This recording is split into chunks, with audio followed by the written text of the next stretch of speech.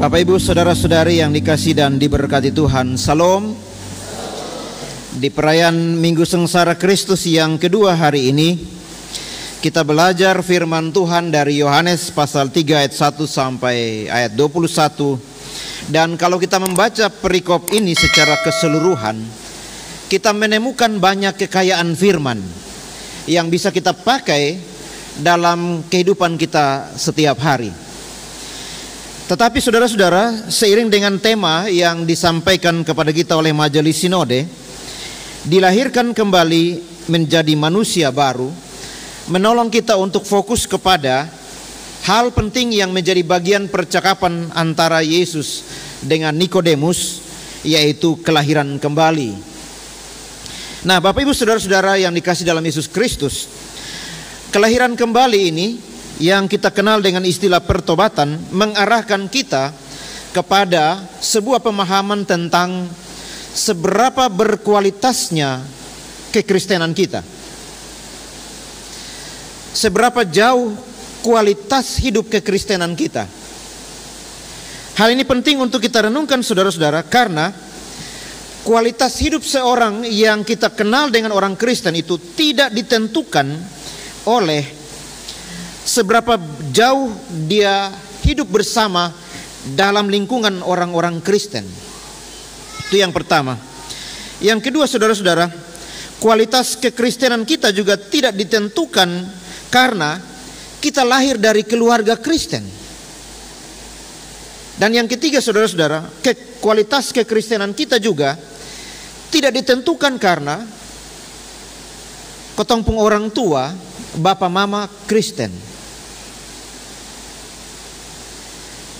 Kalau begitu saudara-saudara, kekristenan kita kualitasnya itu ditentukan dari apa? Kualitasnya itu ditentukan dari usaha kita untuk melihat apa yang sebenarnya Tuhan siapkan bagi kita, yang kita kenal dengan Tuhan menyiapkan keselamatan untuk kita raih, untuk kita capai di depan sana. Dalam inti percakapan antara Yesus dan Nikodemus, kita menemukan bahwa kualitas kekristenan kita itu diawali dari sebuah titik balik yang disebut dengan lahir baru. Lahir baru itu saudara-saudara, di dalamnya kita mengaku dosa, meminta ampun atas dosa, kemudian mengaku percaya, dan kemudian menerima Yesus Kristus sebagai Tuhan dan Juru Selamat. Ada 4 langkah lahir baru yang kita kenal dengan istilah pertobatan. Kalau orang bertobat, maka ada 4 langkah yang harus dilakukan. Yang pertama saudara-saudara adalah mengaku dosa. Yang kedua meminta ampun. Dan yang ketiga mengaku percaya. Dan yang keempat menerima Yesus sebagai Tuhan dan Juru Selamatnya. Tanpa kelahiran baru saudara-saudara, tanpa pertobatan, kekristenan kita hanyalah tradisi semata. Dan itu sebabnya banyak orang bilang begini, lihat Sandia, tiap hari Minggu dia pergi gereja, mau pulang gereja, dia pun perbuatan sama dengan dia son pergi gereja. Bahkan ada orang lain bilang, sama kayak beta. Beta son pernah pergi gereja, tapi beta pun hidup masih lebih baik dari dia yang pergi gereja terus-terus. Karena itu saudara-saudara, kedatangan kita dalam persekutuan-persekutuan seperti ini tidak bisa kita jadikan hanya sebagai kebiasaan saja. Harus menjadikannya sesuatu yang berbeda, yang membuat kita berkualitas dari segi kekristenan. Bukan karena tadi yang saya bilang bahwa kotong lahir dari lingkungan keluarga Kristen, kotong pumbap mama Kristen, dan kotong juga otomatis Kristen. Ya. Bapak mama pendeta, bapak mama penatua diaken pengajar, belum tentu anak sama seperti bapak mama yang pendeta penatua diaken. Belum tentu. Harus ada upaya yang kita sebut dengan pertobatan, berubah. Nah, saudara-saudara Bapak Ibu sekalian, pokok penting mengenai kelahiran baru yang berujung pada keselamatan merupakan pokok percakapan penting antara Yesus dengan Nikodemus. Siapa itu Nikodemus? Nikodemus itu sendiri adalah tokoh umat yang berpengaruh pada saat itu. Dia seorang Farisi dan menjadi pemimpin agama Yahudi. Dan Yesus menyebut Nikodemus sebagai pengajar. Dan itu artinya saudara-saudara, kalau kita lihat dari status dan kedudukan Nikodemus, Nikodemus itu bukan orang biasa. Dia orang berpengaruh, dia orang penting. Tapi kemudian kita bertanya, kenapa dia datang kepada Yesus? Bahkan dia panggil Yesus dengan guru. Ini memberikan isyarat kepada kita, Bapak Ibu Saudara-saudara. Seorang yang berkelas seperti Nikodemus mau datang kepada Yesus dan mau belajar dari Yesus. Mengingatkan kita, memberikan pelajaran bagi kita juga bahwa status kita, jangan bilang kita lebih baik dari siapapun. Tapi tugas kita membenahi kualitas kekristenan kita, datang kepada Yesus, belajar dari Dia. Bukan saja belajar dari Yesus, tapi juga melakukan apa yang dikehendaki oleh Yesus dalam hidup setiap hari. Bapak Ibu Saudara-saudara yang dikasihi dalam Yesus Kristus, dalam status yang demikian, Nikodemus itu tidak bisa berjumpa dengan Yesus secara terbuka atau terang-terangan. Akhirnya dia memilih untuk berjumpa dengan Yesus pada malam hari. Dan kita lihat saudara-saudara, dalam percakapan itu Yesus menegaskan beberapa hal penting yang menjadi catatan untuk kita bawa pulang dalam kehidupan kita sehari-hari. Mari kita lihat Bapak Ibu Saudara-saudara. Yang pertama, lahir baru itu mutlak. Tidak bisa kita bilang lahir baru itu hanya main-main saja. Tidak bisa kita bilang bahwa lahir baru atau bertobat itu hanya sekedar kotong omong di mulut, lalu kemudian keluar dari gereja, kemudian keluar kembali ke tempat kita punya kehidupan sehari-hari, kotong bikin ulang lagi yang lain. Tidak bisa begitu. Kita lihat bahwa Nikodemus, dia bilang, dia menjadi bingung dengan perkataan dilahirkan kembali ketika Yesus bilang, aku berkata kepadamu, sesungguhnya jika seorang tidak dilahirkan kembali, ia tidak dapat melihat kerajaan Allah. Bayangkan Bapak Ibu Saudara-saudara, orang sekelas Nikodemus itu sendiri menjadi bingung ketika Yesus bilang, jikalau ia tidak dilahirkan kembali. Kita lihat di sini perbandingannya. Ternyata Nikodemus memakai pola pikir dunia untuk memahami apa yang Yesus sampaikan. Dan dia bertanya, bagaimana mungkin orang bisa dilahirkan kembali? Apakah dia dari besar dia menjadi mengecil kembali lalu masuk ke dalam rahim seorang ibu? Itu kan pikiran Nikodemus. Dan itu memberitahukan kepada kita juga bahwa hal-hal yang sering kali kita pakai menurut akal budi manusia, menurut logika manusia, itu kadang-kadang di hadapan Tuhan sonde laku. Karena apa? Karena berpikir dengan menurut ukuran akal budi manusia tidak bisa kita sandingkan dengan pikiran dan pemahaman Tuhan. Nah, kelahiran kembali dijelaskan oleh Yesus dengan menggunakan beberapa kiasan. Mari kita lihat Bapak Ibu Saudara. Yang pertama adalah lahir kembali dari air dan roh. Air dan roh. Bapak Ibu, kita tahu air toh? Tahu air. Kalau datang ke gereja sore ini kita silih air. Tapi yang pasti Bapak Ibu Saudara-saudara, tadi waktu datang semua mandi toh? Itu pasti. Sone mungkin sone mandi. Tapi itu memberi gambaran kepada kita bahwa apa fungsi air. Air itu dalam kapasitas yang terbatas, dalam kapasitas yang normal, dia berfungsi baik, dia membersihkan. Dan karena itu saudara-saudara, kalau air Yesus pakai untuk memberi gambaran tentang pertobatan, bahwa air itu berfungsi untuk membersihkan kita secara lahiriah, secara jasmani. Tapi Yesus juga bilang dilahirkan kembali dari air dan roh. Apa maksudnya air dan roh itu? Kita lihat saudara-saudara Bapak Ibu sekalian, air dan roh berfungsi untuk membersihkan kotoran-kotoran. Kalau air membersihkan secara lahiriah, secara jasmani kita, kemudian roh harus membersihkan dari batin kita. Ini penting Bapak Ibu Saudara-saudara untuk kita perhatikan. Kenapa begitu? Karena saudara-saudara, lahir dari air dan roh itu menunjuk pada pembaharuan hidup kita luar dan dalam. Luar dan dalam. Tidak bisa kita hanya di luar orang bilang kita pun penampilan baik, bagus, tapi jangan sampai dalam hati kau tak ada maki orang. Ya. Dalam hati kau tak ada mengomel orang. Karena itu saudara-saudara, pembaharuan atau pertobatan itu harus melingkupi dua hal, secara lahiriah dan secara batiniah, dari luar dan dari dalam. Air membersihkan bagian luar yang kelihatan, dan roh membersihkan hal-hal yang di dalam hati batin kita. Ini penting saudara-saudara, supaya kita tidak menjadi orang munafik. Ya, karena bertemu dengan orang, kita bisa pasang muka senyum manis bagus-bagus, tapi dalam hati siapa tahu. Ya toh? Dalam hati siapa tahu.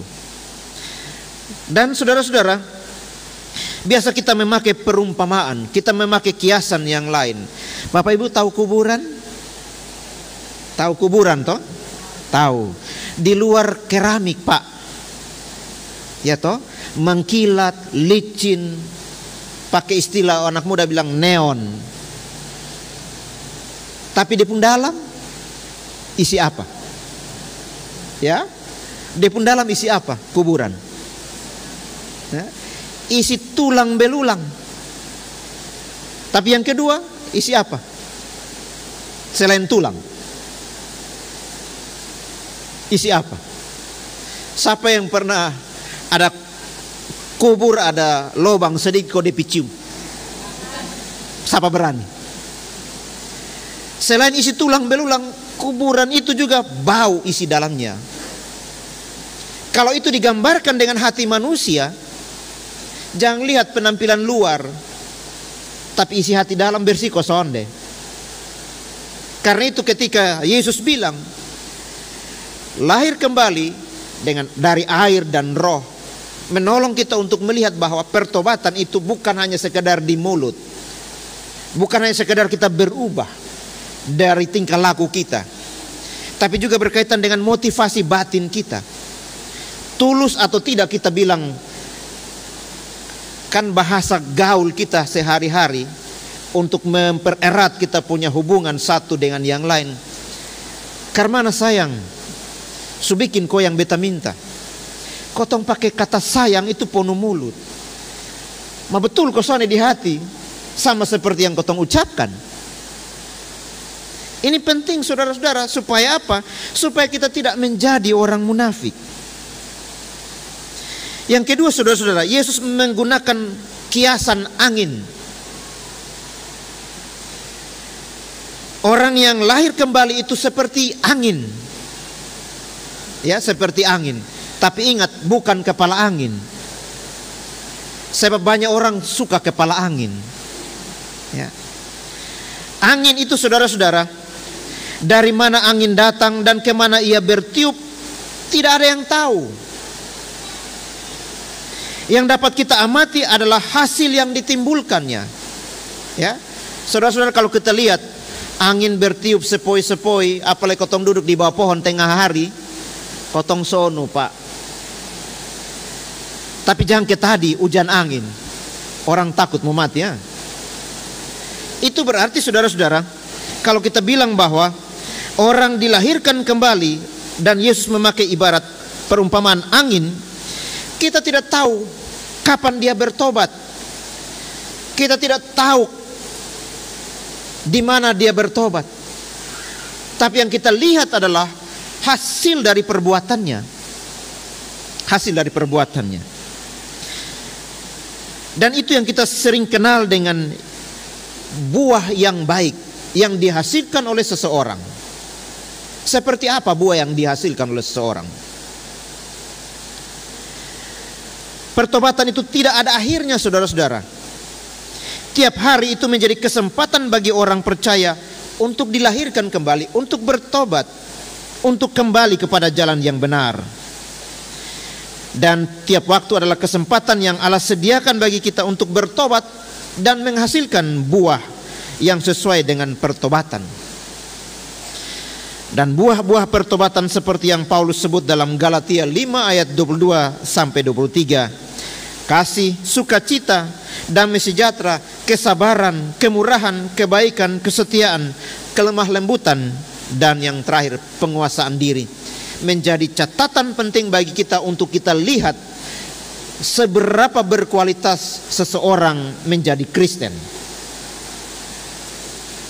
Karena itu Bapak Ibu Saudara-saudara, kalau kita lihat seseorang punya hidup baik, dilihat dari buah yang dihasilkan, dilihat dari perbuatannya. Bagi orang Wesau, Bapak Ibu sekalian, yang hidup dari dunia pertanian ini, yang namanya buah itu bukan barang baru, bukan hal baru. Setiap kali kita menanam benih, kita mengharapkan menghasilkan buah yang baik. Demikian juga dalam kehidupan kita. Kita lihat Bapak Ibu Saudara-saudara, kalau buah yang kita hasilkan itu baik, dia akan menjadi incaran banyak orang. Kita lihat sepanjang jalan ini, kalau ada pohon mangga di pinggir jalan, apakah itu pohon mangga ketika dia menghasilkan buah yang baik, banyak lagi, dia pernah lolos dari orang lempar? Tidak pernah lolos. Pasti ada. Dan itu memberi gambaran kepada kita, kalau kita menghasilkan buah yang baik, kita akan menjadi incaran orang. Tapi kalau menghasilkan buah yang sonde baik, itu orang tukang bamaki, itu orang tukang tipu. Dia baru muncul dari muka sana, di depan sana kita bilang, dia muncul datang tuh. Nah, karena itu saudara-saudara, belajar dari hal ini kita bilang bahwa pertobatan itu mutlak, tidak main-main dalam kaitan dengan kita berupaya untuk menunjukkan kualitas kekristenan kita. Hal yang kedua Bapak Ibu Saudara-saudara, bahwa kelahiran baru itu sebuah proses awal. Proses awal untuk orang memperoleh keselamatan. Tanpa kelahiran baru saudara-saudara, seseorang tidak bisa memperoleh keselamatan. Yohanes 3 ayat 3 bilang kepada kita, ketika Yesus menjawab katanya, "Aku berkata kepadamu, sesungguhnya jika seorang tidak dilahirkan kembali, ia tidak dapat melihat kerajaan Allah." Kelahiran baru saudara-saudara bukanlah sesuatu yang bisa dianggap remeh atau ditunda. Bertobat sekarang, bertobatlah, jangan tunggu. Kebanyakan kotong suka tunggu, apalagi kotong suka tunda. Tahu toh itu istilah tunbes? Tahu toh? Apa itu tunbes? Tunda besok. Kalau kotong yang suka tunda-tunda, ya, itu manusia tunbes tuh, suka tunda besok. Urusan pertobatan tidak bisa kita tunda, karena itu bukan hal yang remeh, itu bukan hal yang main-main. Ambil keputusan saudara-saudara, bertobat, berhenti. Kalau hari ini saudara tukang minum sopi, mau berhenti. Jangan bilang satu gelas tahan dong. Jangan bilang begitu. Kalau masih bilang satu gelas tahan, besok akan satu ceret, lusa akan satu jergen tambah.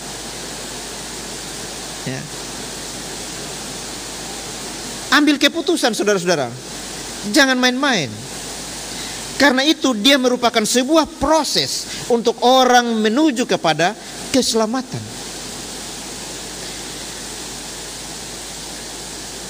Dalam kaitan dengan hal ini Bapak Ibu Saudara-saudara, tahun ini menjadi tahun pemilihan. Tahun pemilihan bagi gereja untuk memilih para pelayan yang berjabatan presbiter, penatua, diaken, pengajar. Kalau nanti Bapak Ibu punya nama masuk dalam daftar calon sementara, ya, saudara jangan tunda untuk ambil keputusan. Ambil keputusan bahwa saudara mau melayani Tuhan, melayani. Jangan tunda. Pengalaman pribadi saya mengalami, bercerita kepada kita begini. Ada seorang guru di kampung, waktu saya masih tugas di Amnuban Timur, 3 kali minta kesediaan dia untuk jadi penatua. Dia bilang, saya belum bersedia. Dia pun periode berikut lagi kotong pigi, tanya teh, ini di satu mata jemaat. Majelis dong bilang begini, hei bapak son tahu kenapa? Dia mati. Kok dia mati di mana? Kok bet son tahu? Dia sakit kok dia dong bawa dia pun kampung dong, dia mati di kampung sana. Dan itu kasih ingat kita, ambil keputusan dan tidak boleh main-main. Itu hal yang kedua, Bapak Ibu Saudara-saudara. Ada proses yang harus kita ambil keputusan. Yang ketiga, saudara-saudara, kita harus yakin bahwa kita sudah lahir baru dan diselamatkan. 1 Yohanes 5 ayat 13 bilang kepada kita, semuanya itu kutuliskan kepada kamu, supaya kamu percaya kepada nama anak Allah, tahu bahwa kamu memiliki hidup yang kekal. Bapak Ibu Saudara-saudara, di tengah kenyataan bahwa seluruh dunia berada di bawah kuasa si jahat, ketong yakin, ketong percaya bahwa ketong sudah diselamatkan. Tapi ingat bahwa ketong masih hidup di dunia, belum hidup di sorga. Ketong punya keyakinan bahwa ketong sudah diselamatkan, tapi kemudian karena ketong masih hidup di dunia, godaan dari si iblis untuk terus menerus menarik kita dari keselamatan itu sangat besar. Karena itu saudara-saudara, orang percaya perlu untuk menghidupi imannya. Perlu menghidupi imannya dengan cara apa? Dengan cara taat dan sungguh-sungguh mengasihi Tuhan. Tidak ada lain lagi, taat dan mengasihi Tuhan. Kita menyadari sepenuhnya bahwa hidup menuju Allah di tengah dunia yang menarik kita menuju kepada si jahat itu merupakan tantangan. Kita hidup dalam ketegangan ini sampai Yesus datang kedua kali. Karena itu janganlah engkau serupa dengan dunia, tapi berubahlah oleh pembaharuan budimu. Nasihat Rasul Paulus ini menolong kita untuk melihat bahwa arahkanlah pikiranmu, tutur katamu, tingkah lakumu hanya kepada Tuhan. Karena kita sebagai orang yang sudah diselamatkan. Dan jangan lagi kita jadi serupa dengan dunia. Berubahlah oleh pembaharuan budimu. Hal yang keempat, saudara-saudara, kelahiran baru itu menjadikan kita manusia baru. Jadi siapa yang ada dalam Kristus, ia adalah ciptaan baru. Yang lama sudah berlalu, sesungguhnya yang baru sudah datang. 2 Korintus 5 ayat 17 bilang kepada kita begitu. Menjadikan kita manusia baru. Dan ini menolong kita untuk melihat bahwa menjadi ciptaan baru dalam konteks kita saat ini tidak sekedar adanya pergantian zaman, tidak sekedar ada pergantian tahun, tidak sekedar pergantian bulan. Biasa tanggal 1 Januari kotong bilang tahun baru, hidup baru, semangat baru, tingkah laku baru, apalagi yang baru. Kita bilang semua baru. Habis 31 Januari dia foy ulang. Biasa habis bulan banyak orang bikin status. Baru-baru itu ketika masuk tanggal 1 Februari, orang bikin status selamat datang Februari. Nanti Maret lagi kita mau masuk, selamat datang Maret. Maksudnya apa? Maksudnya bahwa supaya setiap ada pergantian, kita juga berharap ada hal yang baru. Tapi ingat bahwa hal yang baru itu bukan saja datang dari luar diri kita, tapi juga datang dari dalam diri kita. Karena apa? Karena kita adalah manusia baru. kelahiran baru menjadikan kita manusia baru.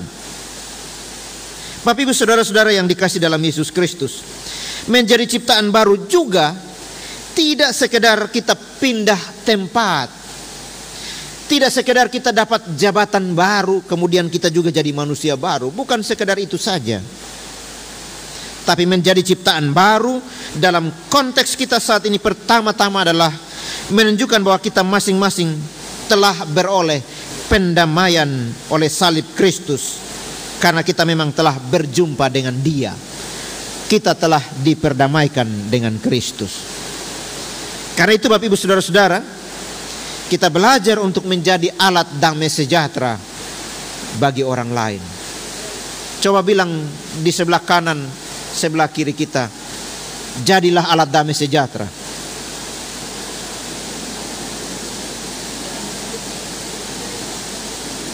Bilang begitu. Ini hujan jadi. Kenapa begitu kita harus melakukan? Karena kita sudah diperdamaikan. Jadi contoh menjadi sebagai manusia baru begitu. Bapak Ibu saudara-saudara yang dikasih dalam Yesus Kristus, itu 4 hal yang menjadi pokok penting dalam percakapan Yesus dengan Nikodemus berkaitan dengan kelahiran kembali, kelahiran baru, pertobatan. Lalu bagaimana respon kita? Ya. Bagaimana tanggapan kita? Ya. Sebagai orang yang lahir baru, maka ada hal yang harus kita lakukan. Pertama saudara-saudara, kita mengaku bahwa Yesus adalah Tuhan dan Juru Selamat kita. Yesus adalah Tuhan dan Juru Selamat. Tanda lahir baru yang pertama dijelaskan dalam 1 Yohanes 5 ayat 1 bilang kepada kita, setiap orang yang percaya bahwa Yesus adalah Kristus, dia lahir dari Allah. Untuk memperoleh jaminan keselamatan, Anda harus percaya. Percaya dalam nama Yesus.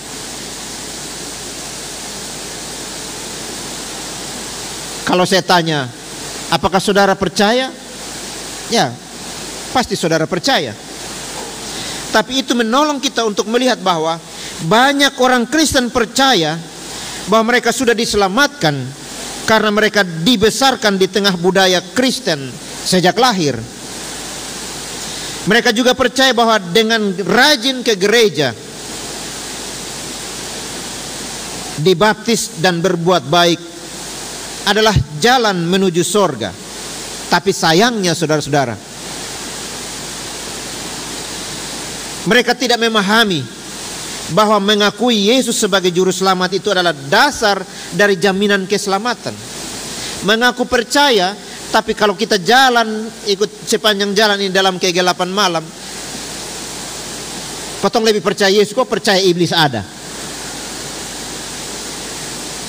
Percaya Yesus ada, kok percaya iblis ada? Percaya Yesus betul. Semoga begitu. Tapi banyak orang ada dalam ketakutan. Ketakutan karena apa? Karena jalan setan ada ikut dari belakang. Dan karena itu banyak orang kalau jalan di sepanjang jalan dalam kegelapan malam do menyanyi, dalam nama Yesus, dalam nama Yesus, dan seterusnya. Yang kedua saudara, respon kita. Respon kita itu adalah harus mengalami perubahan diri. Ciri-ciri orang yang lahir baru adalah seseorang mengalami perubahan, transformasi hidup di nama. Jikalau kamu tahu bahwa ia adalah benar, kamu harus tahu juga bahwa setiap orang yang berbuat kebenaran lahir darinya. 1 Yohanes 2 ayat 29 bilang kepada kita. Nah saudara-saudara, saat kita sudah menerima dan mengakui Yesus sebagai Tuhan dan Juru Selamat, maka hidup saudara dan saya tidak sama lagi dengan yang kemarin-kemarin. Tidak boleh sama. Kalau masih sama, itu yang tadi saya bilang, orang akan bilang sama-sama.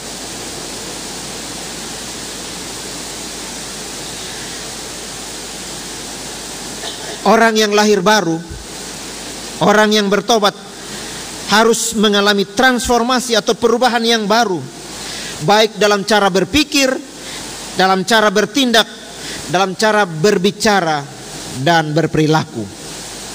Apa yang dia pikir, apa yang dia omong, dan apa yang dia lakukan harus baru.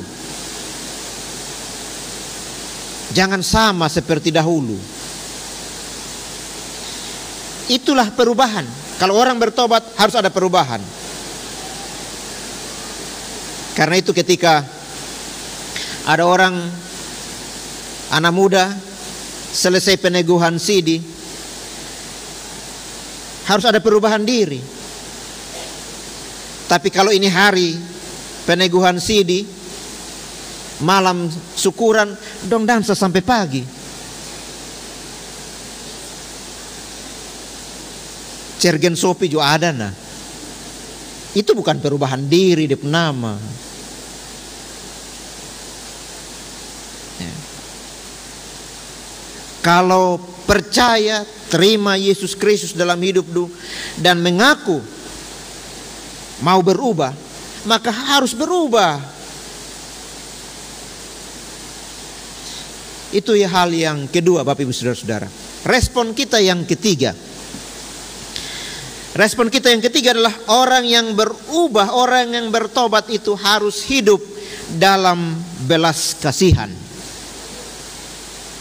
Seseorang yang mengalami lahir baru pasti hidup dalam belas kasihan. Kunci dari kehidupan orang Kristen adalah kasih, belas kasihan. Orang Kristen dikenal karena kasihnya, dan kita meneladani kasih dari Yesus. 1 Yohanes 4 ayat 7 bilang kepada kita, saudara-saudaraku yang kekasih, marilah kita saling mengasihi, sebab kasih itu berasal dari Allah, dan setiap orang yang mengasihi lahir dari Allah dan mengenal Allah. Itu mengingatkan kepada kita, saudara-saudara, dengan sebuah pertanyaan, apakah Anda mengasihi orang lain dengan sungguh-sungguh? Ini pertanyaan perenungan. Kalau orang yang hidup baru di dalam Tuhan, dia harus juga berani mengasihi orang lain dengan tulus hati. Sebab ada orang yang mengasihi tapi tidak tulus hati. Bahkan mereka juga yang terikat dalam rumah tangga juga ada yang sudah tulus hati. Nah, itu ada.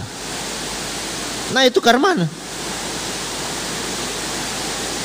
Mereka yang benar-benar diselamatkan adalah mereka yang hidup dalam kasih, baik terhadap sesama saudara seiman maupun orang-orang yang belum mengenal Tuhan. Itu respon kita yang ketiga, hidup dalam belas kasihan. Yang keempat, saudara-saudara, adalah hidup dalam iman. Saudara punya iman? Pasti bilang punya iman. Tapi apakah saudara mengimani iman yang saudara punya itu atau tidak? Itu tantangan kita. Ciri orang yang lahir baru adalah hidup dalam iman. 1 Yohanes 5 ayat 4 bilang kepada kita, sebab semua yang lahir dari Allah mengalahkan dunia. Dan inilah kemenangan yang mengalahkan dunia, yaitu iman kita. Dengan iman kita bisa mengalahkan dunia. Tapi banyak orang tidak punya iman yang kuat untuk mengalahkan dunia.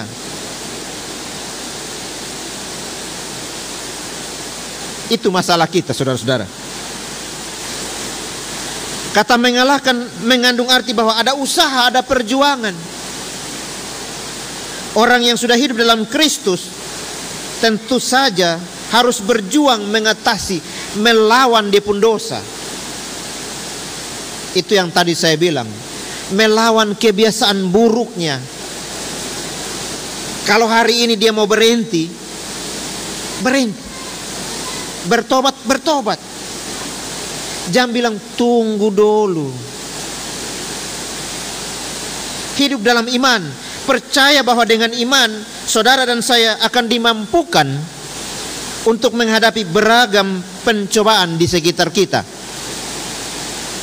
Baik itu hawa nafsu, dan juga tawaran dunia yang memikat. Jadi seorang yang lahir baru akan tumbuh kuat di dalam Tuhan dan mampu memenangkan pertempuran melawan si jahat.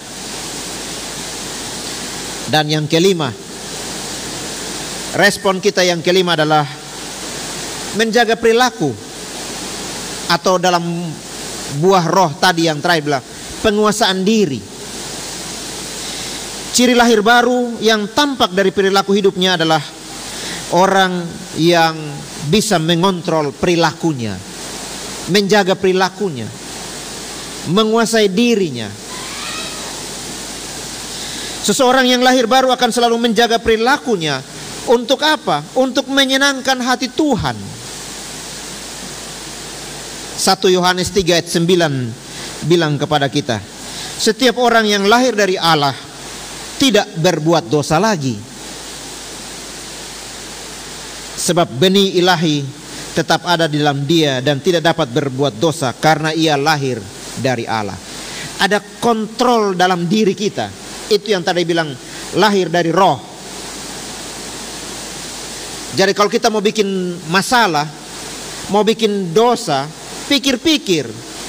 Nanti kalau beta bikin begini karmana, nanti orang bilang apa, nanti Tuhan marah kok sonde. Jangan kita bilang bikin sah. Teson ada yang lihat juga. Tapi Tuhan ada lihat gitu. Jadi menjaga perilaku itu menjadi respon kita yang terakhir, saudara-saudara. Penting untuk kita perhatikan. Dan karena menjaga perilaku kita tetap baik merupakan sebuah proses perjuangan yang mana kita juga bisa gagal dalam perjuangan itu. Tapi ingat, firman Tuhan bisa mengangkat kembali kita naik jika kita mau bertobat dan mengaku dosa kita, lalu percaya dengan sungguh-sungguh dan berjalan pada jalan yang benar. Yohanes ingin menekankan bahwa siapapun yang terus-menerus berbuat dosa dengan sengaja, itu berarti dia melanggar hukum. Tapi yang benar, jika kita benar-benar sudah lahir baru dan hidup dalam Tuhan, maka kita akan terus berjuang untuk menjauhi dosa. Kita akan berjuang untuk menyenangkan hati Tuhan sebagai bentuk kita mengasihi Tuhan. Bapak Ibu saudara-saudara yang dikasihi dalam Yesus Kristus, kita semua menyadari sedalam-dalamnya bahwa dalam perjalanan kehidupan kita mengiring Yesus, kita pernah mengalami pasang surut, pernah gagal, pernah berhasil, pernah baik, pernah ada di bawah titik terendah. Karena beban pergumulan kita begitu berat. Persoalan, bahkan rutinitas rohani yang membuat kasih kita kepada Tuhan juga menjadi dingin. Bahkan membuat kita bisa mundur meninggalkan Tuhan, menjauhi gereja. Bahkan juga karena emosi, karena persoalan yang berat, bahkan kenyamanan kita terganggu, kita bisa menjauhi Tuhan. Tapi hari ini saudara-saudara, ketika kita belajar tentang lahir baru atau pertobatan, di titik inilah kita harus bertobat dan berbalik kepada Tuhan.